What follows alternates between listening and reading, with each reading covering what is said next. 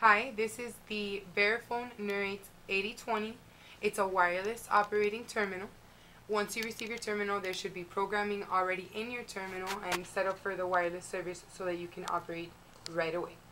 The first thing that you'll do is press the on-off key, and that'll bring you to the main screen. If it was a wireless connection, it would actually display that it was connecting, and it'll show you the traffic movements from the time where it's idle to the time where the radio is turned on, at which point right here to the bottom left hand side of the screen you'll see a G, and when you see red fail you don't have reception, but when you have bars there is reception, and that will be there once the terminal has been downloaded for wireless. It's just a test.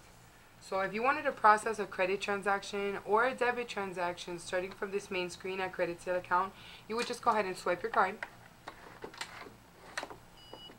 and then from there it says credit, menu, debit, enter. So that means that you would press either menu for a credit or enter for debit. So in this case we're doing credit, press menu.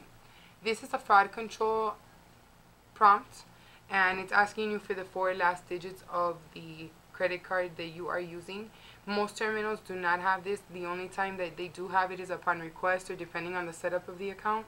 So we're just going to enter it so that you can see how we process the transaction, and we have the amount has come up. So at that point you would go ahead and put in the amount, press enter, and then you'll see on your screen it'll say processing, sending, receiving, sending, receiving, and then provide you an authorization number. That's how you know that your transaction has gone through.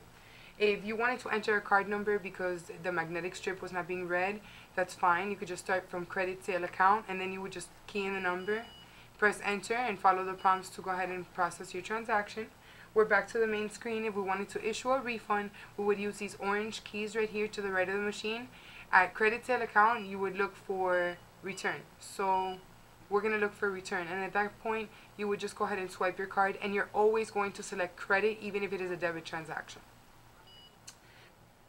If you wanted to request a report, you could either press the menu button and it would bring you to reports, at which point from there you would enter the password, which is always going to be the current date on these Nurit 8020 machines. Today's date 09172010. It's an 8-digit password, and from there you can see what you'd like to use. You got your reports, you got the default, the current, the history, display, and then you can always have your receipt copy. So if we were to go and to get that receipt copy, we would press number 5, and then it's going to ask you last customer receipt or any receipt. At any receipt you can pick credit, and then it's going to ask you for a transaction number. If you don't have that number, we have other ways of being able to get that.